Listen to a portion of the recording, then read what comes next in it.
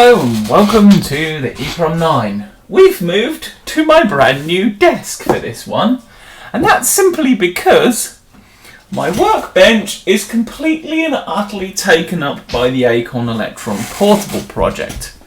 And today we are covering an electronic calculating device that is currently sitting on this desk just within view. No, not that, you silly fools. This! The Prinztronic C44 calculator. Yes, we have another vintage calculator video for your viewing pleasure. And it comes with your standard EU plug, because I honestly don't know why, because all the receipt and that for this thing, which came in the with it, got manual, which is quite a rare thing to get with calculators. And even the receipt of purchase, it's in pounds. There's the little pound sign for those of you who don't know what that is. If the camera would you kindly focus? Okay, yeah, he's not I hope, there we go. I hope you can just about make out that's the pound sign on there. But yeah, ow, I just banged my elbow on the drawer. But yeah, and it was brought in May 1974. So we've got 1974 vintage calculator.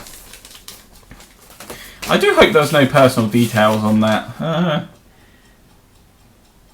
No, that just looks like the Dixon's address and all that jazz. That's how receipts used to be done before it was all computerised. Because, well, the best you could have done in the 60s and whatnot would have been a terminal on the desk, and that would have been horrifically expensive. But, oh, I'm going to have to find a different place for that because it keeps falling off there every time I bang into the computer underneath. So it's pretty bland. It's a mains powered, no battery option. Power switch there, diddly squit anywhere else. Standard 4 function, no percent, none of that. A constant key, which does your standard basically 2 times 2 plus plus plus plus, and then it will basically times 2 to whatever the result is from there on in. And normal mode where it won't do that. That's what constant is. It's nothing to do with some weird mathematical term. So the only correct thing to do when you get hold of one of these is get a screwdriver out and start undoing. And to prevent electric shock, do not remove cabinet except by servicing by qualified service personnel. Disconnect supply cord before servicing fuse. Well, we're not going to service the fuse, but we are probably going to power it up when it's switched on. Because why the hell not? Why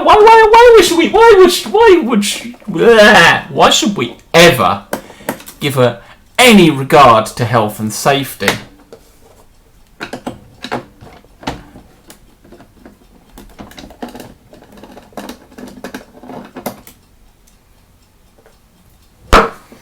So we flip it on and it comes open from the top, which is actually quite nice. These are just membrane keys like you get in a keyboard or calculator. Ironic really.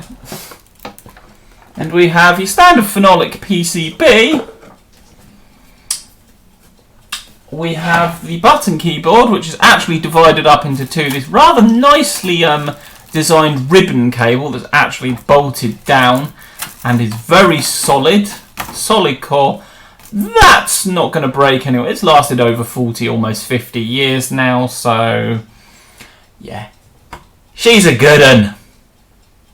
Date codes for this cannot be found on the chips, however they can be found on these capacitors, and they are 78,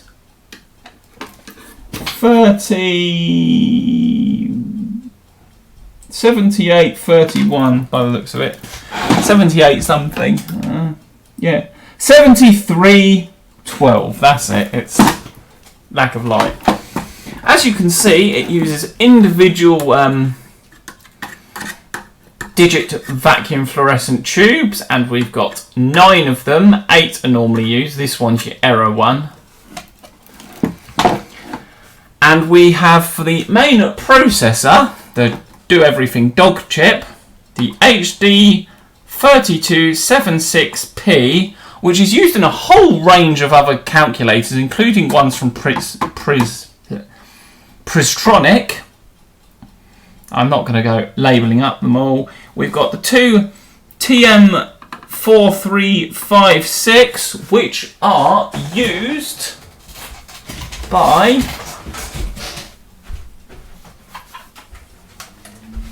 calculators in this series. The MC85, also by Prinztronic. This one does work.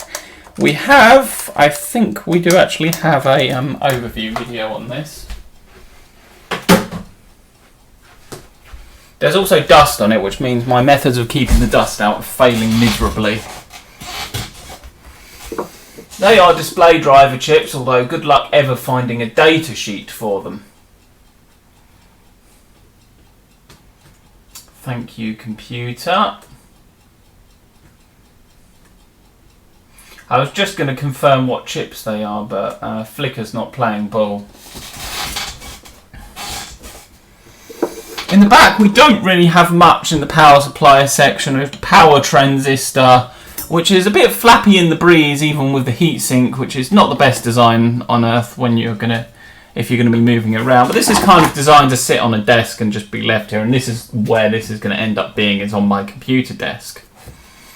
Nice metal threaded screws, and I don't actually recommend you do this, but if you ever wonder how to get a European plug into a UK socket,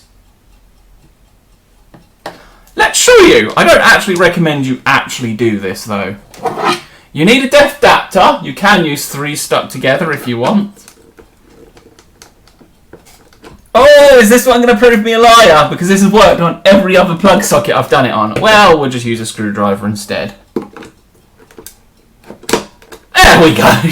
And we're in. So yeah, don't actually do that. It's I probably shouldn't have shown that, because there'll be some idiot somewhere who will actually go ahead and do that and electrocute themselves. And well, that, yeah.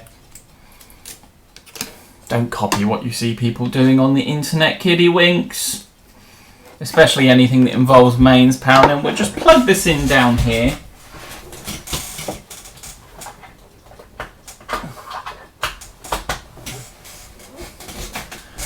So, we're now live. We've gone against all the recommendations and we are now switching on.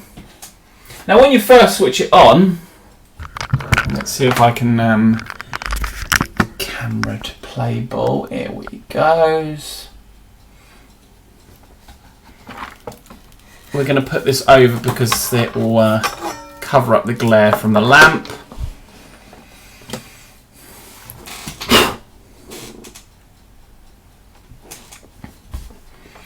You don't get the same type of green. It's your standard fair full function calculator with the nice thing.